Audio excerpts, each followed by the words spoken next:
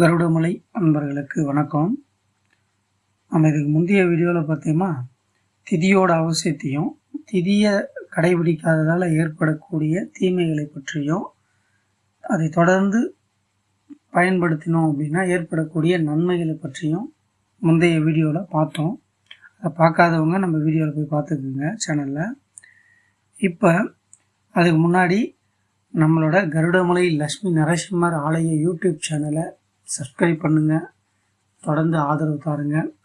இப்போ இன்றைக்கி என்ன வீடியோன்றதை பார்க்கலாம். நாம் திதிகள் மொத்தம் 15 இருக்குது அப்படின்றத பற்றி பார்த்தோம். அந்த திதிகளில் முன்னோர்களுக்கு எப்படி தர்ப்பணம் செய்யணும் அப்படின்றத பற்றியும் முன் வீடியோவில் பார்த்தோம். நம்ம முன்னோர்களுக்கு தர்ப்பணம் செய்வதற்கு மட்டும்தான் இந்த திதிகள் பயன்படுகிறதா அப்படின்னு பார்த்தா அதுக்கு மட்டும் இல்லை, நமக்கான ஒரு சில நல்ல செயல்களை செஞ்சுக்கவும் இந்த திதிகள் பயன்படுகிறது. சரி, அப்போ எந்தெந்த திதியில் எந்தெந்த தெய்வங்களை வணங்கினா நமக்கு எந்தெந்த மாதிரியான தெய்வ செயல்கள் வெற்றி அடையும் அப்படின்றத பற்றி தான் நாம் இன்றைக்கி இந்த வீடியோவில் பார்க்க போகிறோம். நமக்கு 15 திதிகள் என்னென்ன அப்படின்றத நம்ம வீடியோவிலே காமிச்சிருக்கேன், பார்த்துக்கோங்க. முதல் திதி பார்த்திங்கன்னா பிரதமை. இந்த பிரதமை திதியோட அதிபதி யாருன்னு பார்த்தீங்கன்னா அக்னி பகவான். இந்த பிரதமை திதி இருக்கிற நாளில் நாம் உலோகத்தாலேயோ மரத்தாலேயோ சிற்ப வேலைகள் செஞ்சோம் அப்படின்னா அது சிறப்பாக முடியும்.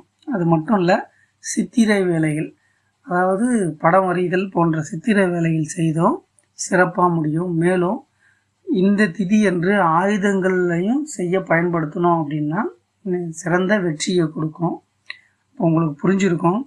பிரதமை திதியோட தேவதை, அதாவது தேவதை பார்த்தீங்கன்னா அக்னி பகவான். இந்த அக்னி பகவான் உச்சத்தில் இருக்கிற நாட்களில் உலோகத்தாலேயோ மரத்தாலேயோ சிற்ப வேலைகள் செய்யலாம், அப்படி இல்லைன்னா சித்திர வேலைகளையும் செய்யலாம், ஆயுதமும் செய்ய இந்த திதியை பயன்படுத்திக்கலாம். அடுத்ததாக பார்த்தீங்கன்னா துதியை. இந்த துதியோட அதிதேவதை யாருன்னு பார்த்தீங்கன்னா துவஷ்டா தேவதை.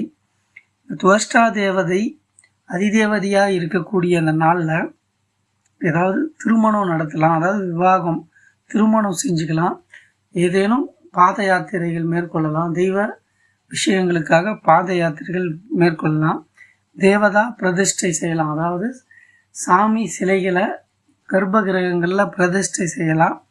மேலும் பார்த்திங்கன்னா நகைகள், அதாவது ஆபரணங்கள் வாங்கி அதை தயாரிக்கலாம், ஆபரணங்கள் வாங்கலாம்.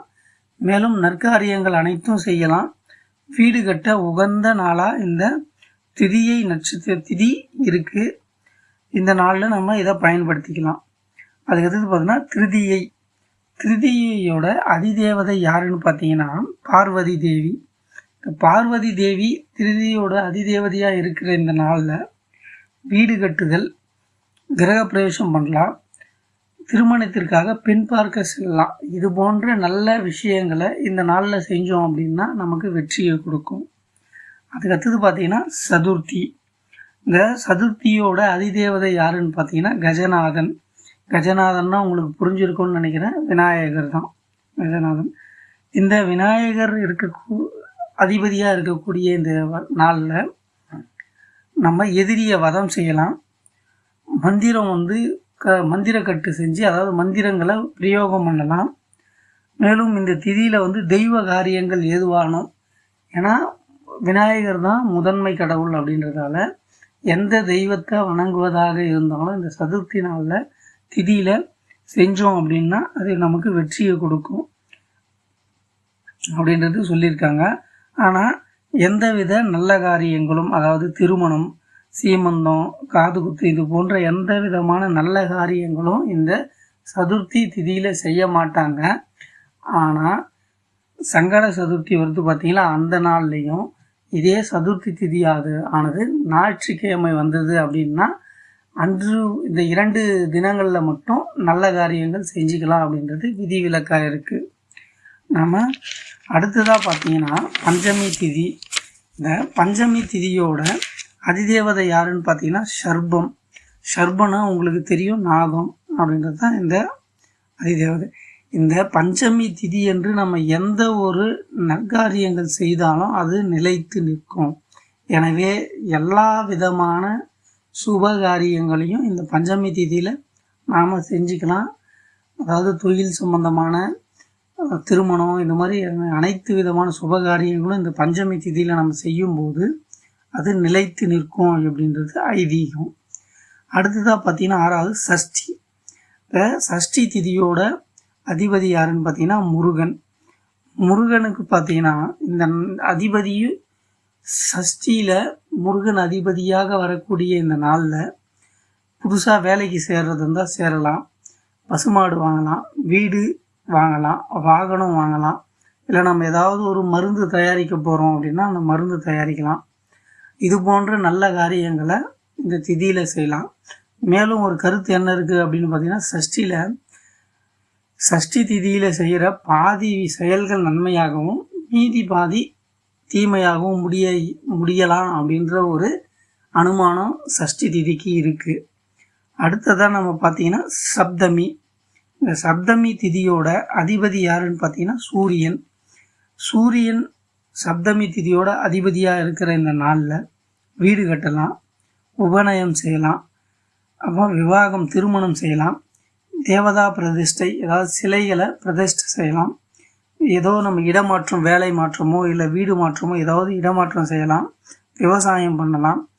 மேலும் இது இல்லாமல் நம்ம இதுக்கு முன்னாடி பார்த்தோம் இல்லையா, துவிதியை, திருதியை, பஞ்சமி, இந்த திதியில் சொல்லப்பட்டிருக்கிற எல்லா நல்ல விஷயங்களையும் இந்த சூரிய பகவான் அதிபதியாக இருக்கக்கூடிய சப்தமி திதியில் செய்யலாம்.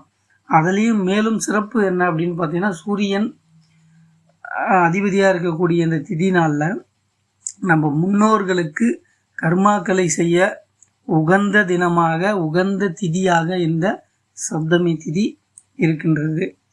அடுத்ததாக பார்த்தீங்கன்னா அஷ்டமி திதி. இந்த அஷ்டமி திதியோட அதிபதி யாருன்னு பார்த்தீங்கன்னா சிவபெருமான். சிவபெருமான் இந்த திதியோட அதிபதியாக இருக்கிறதால போர் புரிவதற்கு உகந்த திதியாக இது செயல்படும். தானியமும் வஸ்து, சிற்பம், ரத்தனம், ஆபரணம், ஏதாவது நிலங்களை கிரயம் செய்யவும், கோவிலுக்கு உகந்த, கோவிலில் ஏதாவது பூஜை செய்ய போகிறோம் அப்படின்னா அதுக்கு உகந்த திதியாக இந்த அஷ்டமி திதி இருக்குது. அதுக்கடுத்தது பார்த்தீங்கன்னா நவமி திதி. இந்த நவமி திதியோட அதிபதி யாருன்னு பார்த்தீங்கன்னா பராசக்தி. பராசக்தியோட அம்சம் என்ன அப்படின்னு பார்த்தீங்கன்னா எதிரிகளை அழித்தல். இந்த திதியில் நாம் எதிரிகளை அழிக்க வேண்டி எந்த செயல்பாடுகளை ஈடுபட்டாலும் அது வெற்றிகரமாக முடியும். அதுதான் இந்த திதி, நவமி திதியோட சிறப்பு. அடுத்தது 10வதாக இருக்கக்கூடியது பார்த்திங்கன்னா தசமி. இந்த தசமி திதியோட அதிபதி யாருன்னு பார்த்தீங்கன்னா ஆதிசேஷன். ஆதிசேஷன் அதிபதியாக இருக்கிற இந்த திதி நாளில் ஏதேனும் தர்ம காரியங்கள் செய்யறதுக்கும் உகந்ததாக இருக்கும். அதோடு பார்த்திங்கன்னா நாகதோஷம் இருக்கிறவங்க, அதாவது நாகதேவனுக்கு ராகு கேது தோஷம் இருந்து ஏதாவது பரிகாரம் செய்யணும் அப்படின்னா இந்த திதியை தேர்ந்தெடுத்து செஞ்சிங்கன்னா இது சிறப்பாக முடியும்.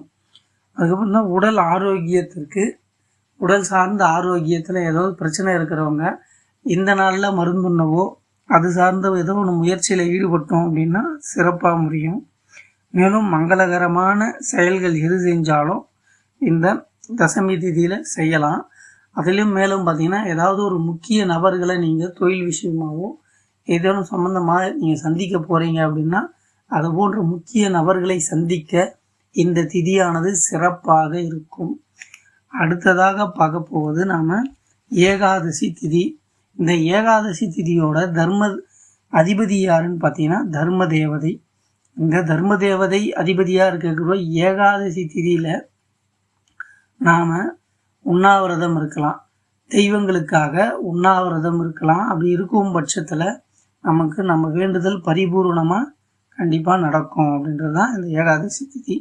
அது மட்டும் இல்லாமல் திருமணம், விவசாயம் செய்யலாம், ஆபரணம் வாங்கலாம், வாஸ்து, சிற்பங்கள் செய்ய இது சிறந்த திதியாக ஏகாதசி திதி செயல்படுகிறது. அப்புறம் பார்த்திங்கன்னா அடுத்ததாக இருக்கிறது துவாதசி திதி. இந்த துவாதசி திதியில் யார் அதிபதின்னு பார்த்தீங்கன்னா பகவான் மகாவிஷ்ணு தான் இந்த துவாதசி திதிக்கு அதிபதி. இந்த நாளில் என்ன செய்யலாம் அப்படின்னு பார்த்தீங்கன்னா ஏதேனும் விருந்தினர் வீட்டில் விருந்துண்ண சிறந்த நாளாக இது தேர்ந்தெடுக்கப்படுகிறது.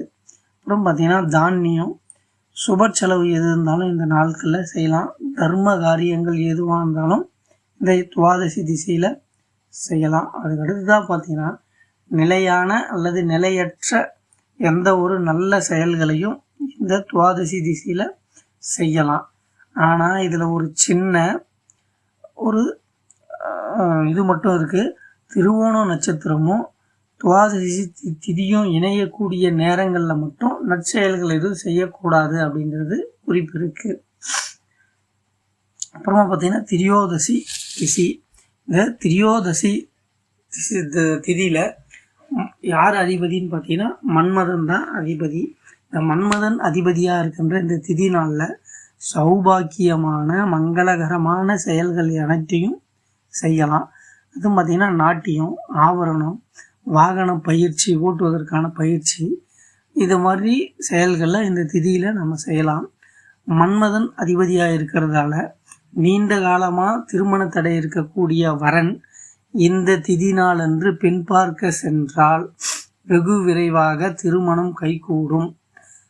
அது மட்டும் இல்லாத திருமணம் சார்ந்த ஏதாவது பரிகாரம் செய்யணும் அப்படின்னா இந்த திதியில் செஞ்சோம் அப்படின்னா நிச்சயமாக வெற்றிகரமாக நடந்தேறும். அடுத்ததாக பார்த்திங்கன்னா சதுர்தசி திதி. இந்த சதுர்ததியில் கலிபுருஷன்தான் அதிபதி. இந்த நாளில் எந்த மாதிரி விஷயங்கள் செய்யலாம் அப்படின்னு பார்த்தீங்கன்னா யாத்திரை, ஏதாவது பாத யாத்திரைகள் போகலாம். பல் சம்பந்தமான பிரச்சனைகளுக்கு இந்த திதியில் பிரச்சனைகளுக்கு தீர்வு காணலாம், சிறப்பாக அமையும். அப்புறமா பார்த்திங்கன்னா நம்ம அமாவாசை. இந்த அமாவாசையில் பார்த்திங்கன்னா நம்ம இறந்த முன்னோர்கள் இவங்களுக்கு தர்ப்பணம் கொடுக்கவோ இறந்த முன்னோர்கள் சார்ந்த எந்த ஒரு காரியங்கள் செய்யவும் இந்த அமாவாசை திதி பயன்படுகிறது. அடுத்ததாக பார்த்திங்கன்னா பௌர்ணமி திதி. இந்த பௌர்ணமி திதியில் கடவுளோட வழிபாடு, யாகம், மங்களகரமான செயல்கள் அனைத்தும் செய்யலாம். புஷ்டி உடம்புக்கு நல்ல வலுவை தரக்கூடிய மருந்து வகைகளை உண்ணலாம். திருமண நிச்சயதார்த்தம் செய்யலாம். தேவதா பிரதிஷ்டை, அதாவது சாமி சிலைகளை பிரதிஷ்டை பண்ணலாம். இது போன்ற அனைத்து சுபகாரியங்களையும் இந்த பௌர்ணமி திதியில் செஞ்சு சிறப்புலாம். அப்புறம் பார்த்திங்கன்னா வளர்பிறை. நம்ம பௌர்ணமியிலிருந்து அமாவாசை வரையும், அமாவாசையிலிருந்து பௌர்ணமி வரையும் நம்ம குறிப்பிட்ட நாட்களை வளர்பிறை, தேய்பிறை அப்படின்னு சொல்கிறோம். இந்த வளர்பிறை நாட்களில் எந்த தெய்வங்களை வணங்குவது சிறப்பு அப்படின்னு பார்த்தீங்கன்னா எம்பெருமான் நாராயணனை வணங்குவது சிறந்ததாக இருக்கும். தேய்பிறையில் பார்த்தீங்கன்னா எல்லாம் வல்ல சிவபெருமானை வணங்குவது சிறப்பாக இருக்கும். அதுபோல் பார்த்திங்கன்னா வளர்பிறையிலே சுபகாரியங்கள் செய்யலாம், தேய்பிறையில் சுபகாரியங்கள் செய்யக்கூடாது. இது போன்ற ஒவ்வொரு திதியிலும் எந்தெந்த தேவதைகள் செயல்படுவாங்க, அந்த செயல்படும் திதி நாட்களில் எந்தெந்த மாதிரியான சுப செயல்கள் செய்தால் நம்ம அதில் வெற்றி பெறலாம் அப்படின்றத நமது சித்தர்கள் கணித்து தெளிவாக கூறியிருக்காங்க. அதை நமது முன்னோர்கள் சிறந்த முறையில் கடைபிடித்து பலதரப்பட்ட வெற்றிகளையும் அடைஞ்சிருக்காங்க. நாமளும் அதுபோன்ற சித்தர்கள் சொன்ன குறிப்பிலிருந்து இது எடுக்கப்பட்டிருக்கு. சில சித்தர்கள் கூறிய விஷயங்களை நாம் மறந்து இன்றைய வாழ்வில் நிறைய கஷ்டங்களை அனுபவிச்சிருக்கோம். மீண்டும் நம் சித்தர்கள் கூறிய வழியை தேர்ந்தெடுத்து நம் முன்னோர்கள் பயன்படுத்திய பாதையை வகுத்தெடுத்து அதில் பயணித்தோம் என்றால் நம் வாழ்வும் இனிமையாகவும் வெற்றிகரமாகவும் அமையும் என்று கூறி இந்த வீடியோவை முடிக்கிறேன். அதற்கு முன்னாடி நம்ம கருடமலை லட்சுமி நரசிம்மர் ஆலய யூடியூப் சேனலை சப்ஸ்கிரைப் பண்ணுங்கள். தொடர்ந்து இதுபோன்ற ஆன்மீக செய்திகளை தெரிந்து கொள்ள நமது சேனலோடு தொடர்ந்து ஆதரவு தாருங்க. நன்றி, வணக்கம்.